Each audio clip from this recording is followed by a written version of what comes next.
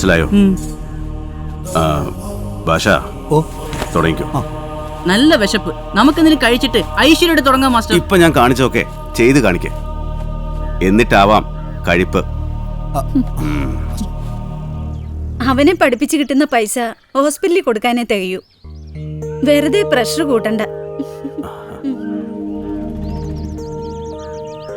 ഇത്രയും വർഷത്തെ എന്റെ എക്സ്പീരിയൻസിനിടയ്ക്ക് ഇതുപോലൊരെണ്ണം ആദ്യ.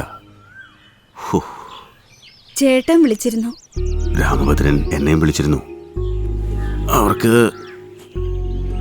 മോളെ ഇഷ്ടമായി. എത്രയും വേഗം കല്യാണം നടത്തണമെന്ന്.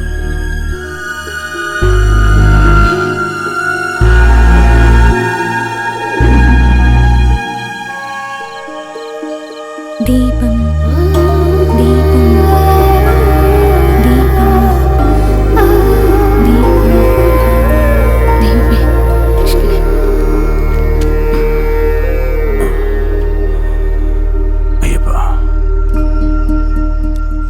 ഞാനൊരു കാര്യം പറയട്ടെ.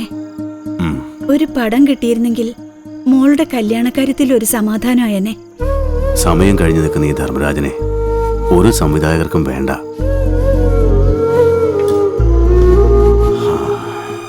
പ്രതാപിയായിരുന്ന സ്റ്റണ്ട് മാസ്റ്റർക്ക് മകളെ കെട്ടിക്കാൻ നാട്ടുകാരുടെ മുന്നിൽ കൈനീട്ടാൻ തന്നെയാ വിധി. ആർക്കും വേണ്ടെന്ന് മാഷ് തന്നെ പറഞ്ഞാൽ എങ്ങനെയാ? ഒരിക്കലെങ്കിലും ഈ ആവശ്യം ആരോടെങ്കിലും പറഞ്ഞിട്ടുണ്ടോ? വെറുതെ അവരെ കുറ്റം പറയണ്ട. അതല്ലടോ, അവരൊക്കെ ഇന്ന് വലിയ നിലയിലായി. ഇനി എന്നെ കാണുമ്പോ എങ്ങനെ പെരുമാറുമെന്ന് ആർക്കറിയാം? എന്തിനാ അതും പറയുന്നേ? ഒരു നാണക്കേടും ഉണ്ടാവില്ല. ദേ, ആദിത്യന്റെ പടം തുടങ്ങുന്നു ഭാഷ പറയുന്ന കേട്ടു. ഒന്ന് പോയി കണ്ടൂടെ? അതൊന്നും നടക്കില്ലടോ. നടക്കും. മാഷ് ആദിത്യനെ പോയി ഒന്ന് കാണ്. പിന്നെ വിളിക്കാം. സുരേഷ് പോയി. ശരി സാർ. സാർ സത്യം സാർ, ഈ സ്ക്രിപ്റ്റിന്റെ കാര്യം കാലം കുറെ ആയില്ലോടെ തായതും കൊണ്ട് നടക്കാൻ തുടങ്ങിയിട്ട്. തന്നോട് എത്ര പ്രാവശ്യം പറഞ്ഞത് ആദിത്യൻ സാറ് മറ്റൊരാളുടെ തിരക്കഥയിൽ സിനിമ ചെയ്യാറില്ലെന്ന്? സാർ ഒരു 10 മിനിറ്റ്. എടോ, ആദിത്യൻ സാർ അടുത്ത 6 പ്രോജക്റ്റ് കമ്മിറ്റ് ചെയ്ത് കഴിഞ്ഞു. പോരാത്തതിന് 10-25 പ്രൊഡ്യൂസേഴ്സ് വെയിറ്റിംഗുമാണ്. താ ഒരു കാര്യം ചെയ്യും, പോയിട്ടൊരു 15 വർഷം കഴിഞ്ഞ് വാ. പിന്നെ ഇവിടെ കിടന്ന് ബേളം ഉണ്ടാക്കല്ലേ സാർ. ആദിത്യൻ സാറ് അകത്ത് ചാനൽ ഇന്റർവ്യൂ എടുത്തോണ്ടിരിക്കുകയാണ്. ഇപ്പൊ വരും. ഇപ്പോ എന്റെ ക്രേസ് ആക്ഷൻ സിനിമകളാണ്. നാളെ മാറിക്കൂടായില്ല. ഇന്ന് ഞാൻ ആക്ഷൻ സിനിമകൾ ചെയ്യുന്ന എൻജോയ് ചെയ്യുന്നുണ്ട്. പ്രണയകഥകളും കുടുംബകഥകളും ചെയ്യാൻ എന്റെ ഫ്രണ്ട്സ് മിടുക്കന്മാരായ ഡയറക്ടേഴ്സ് ഇവിടെ ഇല്ലേ? Okay, agreed. പക്ഷെ താങ്കളുടെ പുതിയ സിനിമയിലെ നായകൻ ഫ്ലോപ്പുകൾ മാത്രം സമ്മാനിച്ചുകൊണ്ടിരിക്കുന്ന പ്രേമാനന്ദാണ്. ആദ്യ സിനിമ മാത്രമാണ് അയാളുടെ ഒരേ ഒരു ഹിറ്റ്. ആരെയും അങ്ങനെ കുറച്ച് കാണരുത് സുഹൃത്തെ. ഒരൊറ്റ വെള്ളിയാഴ്ച മതി സിനിമയിൽ ഒരാളുടെ സ്ഥിതി 180 ഡിഗ്രി തിരിയാൻ. അമിതാഭ് ബച്ചൻ 13 ഫ്ലോപ്പുകൾക്ക് ശേഷമാണ് ഒരു ഹിറ്റ് കൊടുക്കുന്നത്. ഇവിടെയും അങ്ങനെ എത്രയോ പേർ. ആരും മോശക്കാരല്ലോ. പ്രേമാനന്ദ് ഹോം മിനിസ്റ്ററുടെ മകനായതുകൊണ്ട് മാത്രമാണ് വീണ്ടും നായകനാക്കുന്നത് എന്നൊരു വിമർശനം ഉണ്ടല്ലോ. അങ്ങനെയാണെങ്കിൽ എനിക്ക് മുഖ്യമന്ത്രിയുടെ മകനെ നായകനാക്കിയ പോരെ? എന്തിനാ കുറയ്ക്കുന്നത്? പ്രേമാനന്ദ് എന്റെ ചങ്ങാതിയാണ്. നല്ല ചങ്ങാത്തങ്ങളിൽ നിന്നാണ് എന്നും നല്ല മലയാള സിനിമകൾ ഉണ്ടായിട്ടുള്ളത്. പ്രേമാനന്ദ് മാത്രമല്ല, ഗൗരി മേനൻ. അവരിപ്പോ തെന്നിന്ത്യയിലെ നമ്പർ 1 നായികയാണ്. അവരെന്റെ ആദ്യ സിനിമയിലും നായികയായിരുന്നു. ആ പഴയ കൂട്ടുകെട്ട് വീണ്ടും ഒന്നിക്കുന്നു. ഒരു നല്ല കാര്യമല്ലേ? നല്ലത് ചിന്തിക്കൂ, അപ്പൊ നല്ലത് സംഭവിക്കും. B positive. അപ്പൊ ഞാനൊന്ന് ഇറങ്ങി. ശരി സാർ. സത്യം എന്താ അവിടെ? സഹായിക്കണം സാർ, പ്ലീസ് സാർ. എന്റെ പേര് കൃഷ്ണൻ. കഴിഞ്ഞ 1.5 വർഷമായിട്ട് സാറിനെ കാണാൻ വേണ്ടി ശ്രമിക്കുകയാണ്. ഈ തിരക്കഥ ഒന്ന് വായിച്ച് കേൾപ്പിക്കാൻ വേണ്ടി. പക്ഷെ സാറിന്റെ അടുത്തൊന്ന് അടുക്കാൻ പോലും എവരാരും സമ്മതിക്കില്ല. സത്യ കൃഷ്ണകുഞ്ഞെ, ഒരു കാര്യം ചെയ്യും. ഇപ്പൊ പോയിട്ട് ഉച്ച കഴിഞ്ഞു വാ. ഇത്രയും വലിയ തിരക്കഥയൊന്നും വായിക്കാൻ പറ്റത്തില്ല. ഒരു നട്ഷൻ 10 മിനിറ്റ് കൊണ്ട് എന്നെ കഥ പറഞ്ഞ് അത്ഭുതപ്പെടുത്താൻ പറ്റിയ, ഇൻസ്പയർ ചെയ്യാൻ പറ്റിയ നമുക്ക് നോക്കാം. പോയിട്ട് നന്നായി കൂടറോ. എത്ര പാവപ്പെട്ട ചെറുപ്പക്കാരൻ ശാവാ താനീ വാങ്ങിച്ചു വെക്കുന്നത്. എന്തെല്ലാം സ്വപ്നങ്ങളുമായിട്ടായിരിക്കും ചെറുപ്പക്കാരൻ വീട്ടിൽ നിന്ന് വണ്ടി കയറിയത്.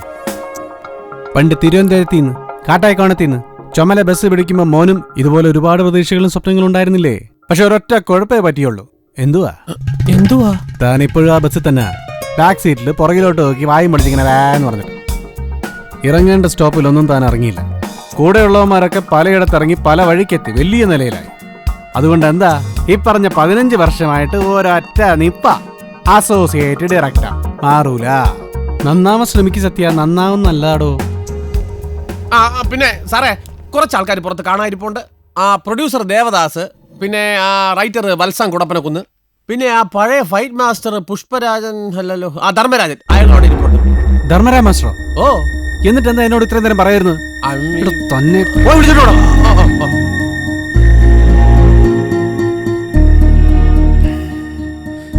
മാസ്റ്റർ എന്ന വല്ലാത്തൊരു ധർമ്മസങ്കടത്തിലാണ് പെടുത്തിയത്. ഈ പടത്തിൽ പ്രേമാനന്ദാണ് നായകൻ.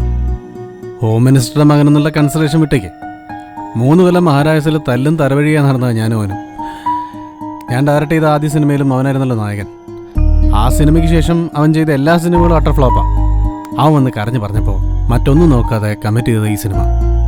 മാസ്റ്റർക്ക് തന്നെ അറിയാം, അവനൊരു മോശം ആക്ടറാണ്, അതിനേക്കാൾ മോശം ഫൈറ്ററുമാണ്. ഈ സിനിമയിലാണെങ്കിൽ 6 ഫൈറ്റും. എന്ത് ചെയ്യാൻ നോക്കും? നമ്മുടെ ദോസ്തായി പോലെ. അപ്പോൾ നല്ലൊരു ഫൈറ്റ് മാസ്റ്റർ അല്ലെങ്കിൽ പണി പാളും. അതുകൊണ്ട് ആദ്യം ഞാൻ ഫിക്സ് ചെയ്തത് നല്ലൊരു ഫൈറ്റ് മാസ്റ്ററെ. വേറെ ആരുമല്ല, മാസ്റ്ററുടെ ശിഷ്യൻ അനന്തരവൻ ഉദയ്. ഓ, അഡ്വാൻസ് കൊടുത്ത് കമ്മിറ്റ് ചെയ്ത് പോയ ഒരാളെ ഞാൻ എങ്ങനെ മാറ്റും? മാസ്റ്റർ എന്നാ പറ. മാസ്റ്റർക്ക് സാമ്പത്തികമായി എന്ത് സഹായം വേണം? മടി കൂടാതെ ചോദിക്കാം, ഞാനുണ്ട്. ഏയ് അതൊന്നും വേണ്ട. ഒരു ജോലിയാണ് ഞാൻ ആഗ്രഹിച്ചത്. സാർ വിഷമിക്കണ്ട. ഞാൻ ഇങ്ങനൊരു കാര്യം സാറിനോട് ആവശ്യപ്പെട്ടിട്ടേ ഇല്ല എന്ന് കരുതിയാൽ മതി. എന്നാൽ ഞാൻ എൻ്റെ അവസ്ഥ മാസ്റ്റർക്ക് ഇനി സാറിനെ ഞാൻ ബുദ്ധിമുട്ടിക്കില്ല. അയ്യപ്പാ.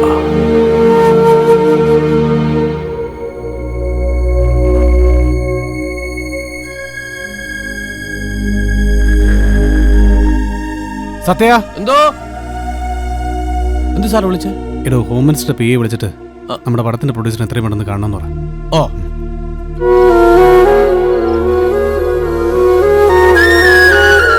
Master phone. ഹലോ, നമസ്കാരം സാർ. ആ, കാലത്ത് തന്നെ വരാം sir. Okay sir, good night.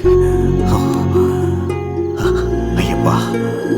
കുറച്ചു കാലമായിട്ട് മാസ്റ്റർ ഫീൽഡിലായിരുന്നുകൊണ്ട് പ്രൊഡ്യൂസറെയും പ്രേമാനന്ദനെയും സമ്മതിപ്പിക്കാൻ കുറച്ച് പാടുപെടേണ്ടി വന്നു.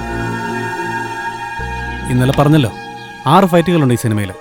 അതിൽ ഒരെണ്ണം മാസ്റ്റർ ചെയ്തു. വലിയ സന്തോഷം സാർ. ഈ വയസ്സിന് ഇതുപോലൊരു സഹായം ചെയ്തു തന്നുകൊണ്ട് താങ്കൾക്കൊരു ദോഷവും വരാതെ ഞാൻ നോക്കിക്കോളാം. പക്ഷേ ഒരു പ്രശ്നമുള്ളത്, ഈ പടത്തിലെ എല്ലാ ഫൈറ്റ്സും ഹൈ റിസ്ക് ഉള്ളതാണ്. ഞാൻ പറഞ്ഞു വന്നത്, ഉദയുടെ അസിസ്റ്റൻസ് മാസ്റ്റർ ഈ ഫൈറ്റ്സിൽ സഹായിക്കുമെങ്കിൽ പ്രൊഡ്യൂസർ സൈഡ് ഓക്കെ. പ്രത്യേകിച്ച് പ്രേമാനന്ദന്റെ കാര്യത്തിൽ ഡ്യൂപ്പില്ലാതെ ഒരു അരമതിൽ ചാടാൻ പോലും അവനെക്കൊണ്ട് പറ്റൂല. ബാക്കി ഫൈറ്റുകളെല്ലാം ഉദയം തന്നെയല്ലേ ചെയ്യുന്നത്. അപ്പോ ഇതിൽ അവൻ എന്നെ സഹായിക്കും. ആനന്ദരവനേക്കാൾ ഉപരി എന്റെ ശിഷ്യനുമല്ലേ അവൻ. എന്നാ പിന്നെ ഓക്കെ അല്ലേ?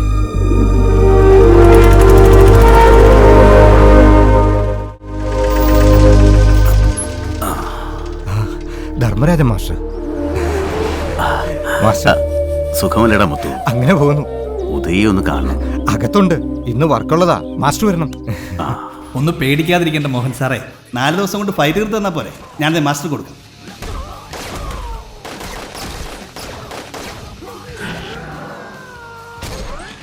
ദേ മോഹൻ സാർ, ദേ ഇറങ്ങുക. രാവിലെ തന്നെ ശകുനം ശരിയല്ല ചേട്ടാ. ഒരാളെ ഒന്ന് പറഞ്ഞു വിടാനുണ്ട്. അതൊന്ന് കഴിഞ്ഞാൽ ദേ എത്തി.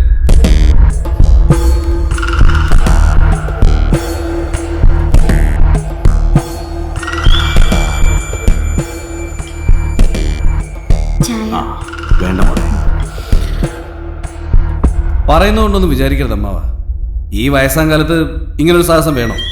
ആ പടത്തിന്റെ പ്രൊഡ്യൂസർ എന്നെ പേഴ്സണലായിട്ട് വിളിച്ച് റിക്വസ്റ്റ് ചെയ്തത് അതിലെല്ലാ ഫൈറ്റുകളും ഞാൻ തന്നെ ചെയ്യണമെന്ന്. പിന്നെ ആ ഡയറക്ടറുടെ റെക്കമെൻഡേഷൻ വാങ്ങിച്ച് അതിനിടയിൽ കയറി കുത്തിത്തിരിയാൻ ശ്രമിക്കുന്നത് ഒരു തരം ചീപ്പ് ഏർപ്പാടാണ്. സത്യം പറഞ്ഞ മോളെ കെട്ടിച്ചു വിടാൻ കാശില്ലാത്തതുകൊണ്ട് രാവിലെ പിരിവിനിറങ്ങിയെന്നാണ് ഞാൻ വിചാരിച്ചത്. ആ വകയിൽ വേണമെങ്കിൽ എന്നെ കൊണ്ടാവുന്നത് എന്തെങ്കിലും. ഉദയ, നിന്റെ മുമ്പിൽ കൈനീട്ടാൻ വന്നതല്ല ഞാൻ. ബുദ്ധിമുട്ടുകൾ ഉണ്ട് എന്നത് ശരിയാ. അതിനൊരു അറുതി എന്നോണം വർഷങ്ങൾക്ക് ശേഷം ഒരു നല്ല വർക്ക് കിട്ടിയപ്പോൾ അത് ചെയ്യാൻ എന്നെ സഹായിക്കുമോ എന്നാ ഞാൻ ചോദിക്കുന്നത്.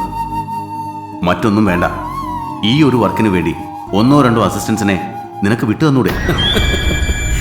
നിങ്ങൾക്കെന്താ തലയ്ക്ക് വട്ടുണ്ടോ? ഇന്ന് ഈ ഇൻഡസ്ട്രിയിൽ എൻ്റെ പൊസിഷൻ എന്താണ്, എൻ്റെ വില എന്താണ് എന്നെ കൊണ്ട് സ്വയം പറയിപ്പിച്ച് എന്നെ ഒരു ബോറനാക്കരുത്. രാമായണവും വായിച്ച് വീട്ടിലിരിക്കേണ്ട പ്രായത്തിൽ ധർമ്മരാജൻ മാസ്റ്റർക്ക് തോന്നിയ ഒരു ബുദ്ധിമോശത്തിന് കൂട്ടു നിൽക്കുക എന്ന് പറഞ്ഞാൽ നടക്കില്ല അമ്മാവ.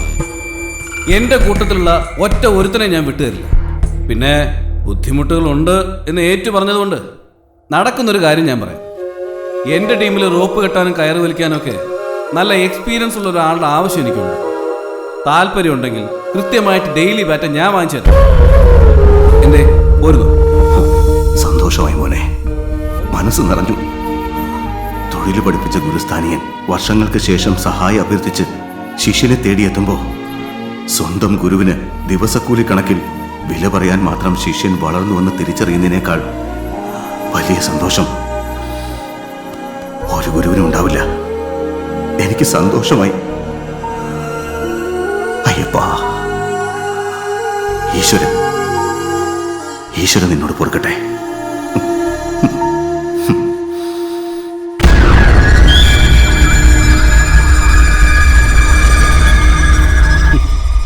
ആ, ഞാൻ ഇറങ്ങട്ടെ മുത്തു.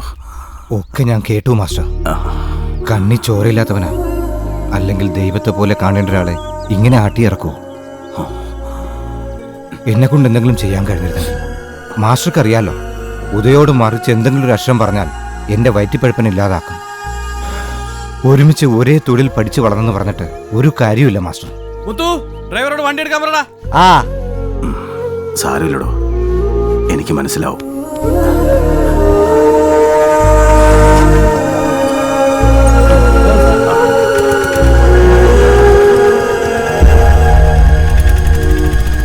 സത്യൻ, മനോഹരൻ, പിന്നെ ഒരു കണ്ണൻ, ഇവരെയൊക്കെ കണ്ടല്ലോ അല്ലേ ഭാഷ?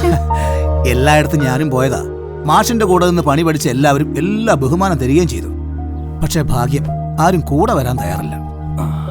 അച്ഛന് ഓർമ്മയില്ലേ പണ്ട് ഉദയേട്ടൻ വഴക്കുണ്ടാക്കി പറഞ്ഞു വിട്ട ഒരു ആന്റണി ചേട്ടനെ?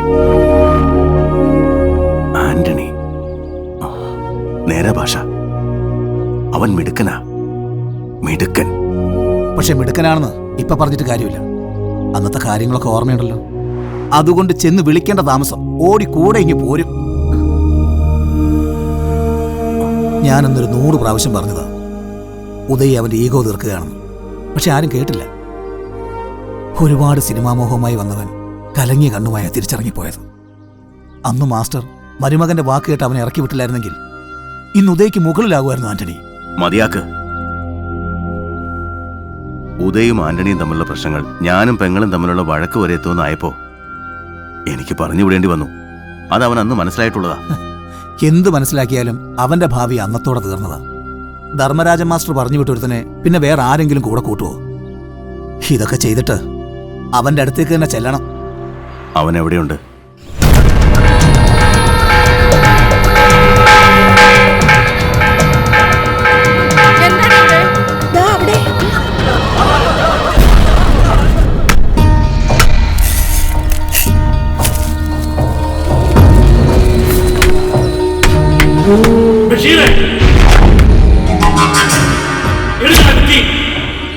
അടിക്കട കുറ്റി. എന്റെ സ്ഥലം വിൽക്കണോ കുഴിക്കണോ എന്നൊക്കെ ഞാൻ തീരുമാനിക്കും. നിനക്ക് തീരുമാനിക്കാം, പക്ഷെ വിൽക്കുന്നെങ്കിൽ അത് ഈ കോളനിയിലുള്ള ആർക്കെങ്കിലും മാത്രം. ഇനി പൊന്നും വിലക്കാണെങ്കിലും വാങ്ങാൻ ഇവിടെ ആളുണ്ട്. വേണ്ട, ഇവിടുത്തെ ഒരുത്തനും കൊടുക്കാൻ എനിക്ക് ഉദ്ദേശമില്ല. നീ വെറുതെ വാശി പിടിക്കല്ലേ ബഷീറെ. നിനക്കറിയാലോ നമ്മുടെ ഈ കോളനിക്ക് ഒരു ചട്ടക്കൂടുണ്ട്. ഇന്ന് 11 മണിക്ക് സബ് രജിസ്ട്രാർ ഓഫീസിൽ ഈ സ്ഥലത്തിന്റെ തീരാധാരം ഞാൻ എഴുതി കൊടുത്തിരിക്കും. പറഞ്ഞുറപ്പിച്ച കാശ് ഞാൻ മേടിക്കുകയും ചെയ്യും. ഇല്ല ബഷീറെ, നീ കൊടുക്കില്ല. ഈ കോളനിയിലെ ഒരു തുണ്ട് ഭൂമി പുറത്തൊരാൾക്ക് മറിച്ചു വിറ്റ ചരിത്രം നമുക്കില്ല. ഇവിടെ ഈ മണ്ണിൽ ഓടിക്കളിച്ച് വളർന്നവരാ നമ്മൾ. സമാധാനവും സന്തോഷമുള്ള മണ്ണാണിത്. അത് നശിപ്പിക്കാൻ നീ കാരണം ഒരു പുത്തൻ പണക്കാരൻ ഈ കോളനിയിൽ കാലെടുത്ത് വെച്ചാൽ വെക്കുന്നവന്റെ കാല് ഞങ്ങൾ വെട്ടും. വെട്ടും. പറഞ്ഞത് അച്ചായനാണെങ്കിൽ വെട്ടി കൂട്ടിയിരിക്കും. അതിന് പുറത്തുപോയി ആളെ തപ്പേണ്ട കാര്യമൊന്നുമില്ല. അച്ചായനെന്ന് ഒച്ചത്തി വിളിച്ചാ മതി. അറിയാലോ നിനക്ക്. അവൻ വരട്ടെ. വന്നാ നീ അളക്കണ മണ്ണ് ഇവിടെ തന്നെ ഉണ്ടാവും. മണ്ണിനടി നീ ഉണ്ടാവും. ഓടാ. രജിസ്ട്രേഷനുള്ള കാര്യങ്ങളൊക്കെ ഓക്കെ അല്ലേ? പോകാൻ പറബായി. അവന്മാര് ഷോ കാണിക്കുന്നതൊക്കെ ആരുടെ ധൈര്യത്തിലാണെന്ന് എനിക്കറിയാം. അതിനുള്ള മറുമരുന്നായി നല്ല മുട്ടം പിള്ളേരെ ഞാൻ കൊടുങ്ങല്ലൂരിൽ ഇറക്കിയിട്ടുണ്ട്.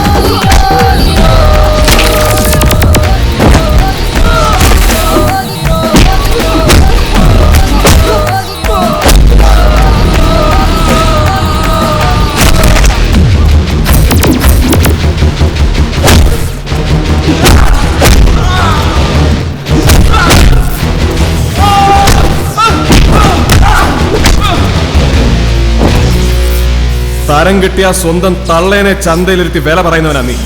പക്ഷെ 5 സ്റ്റാർ കോളനിക്ക് അകത്ത് നിന്ന് ഒരു തരി മണ്ണ് നീ പുറത്തുള്ള ഒരുത്തനും എഴുതി കൊടുക്കില്ല. കൊടുത്ത ആ കൈ ഞാനിങ് എടുക്കും. ഇത് ആന്റണിയാടാ പറയുന്നത്, അറിയാലോ നിനക്ക്. പറയുന്ന വാക്കും ജനിപ്പിച്ച തന്തേ ആന്റണിക്ക് ഒന്നേ ഉള്ളൂ,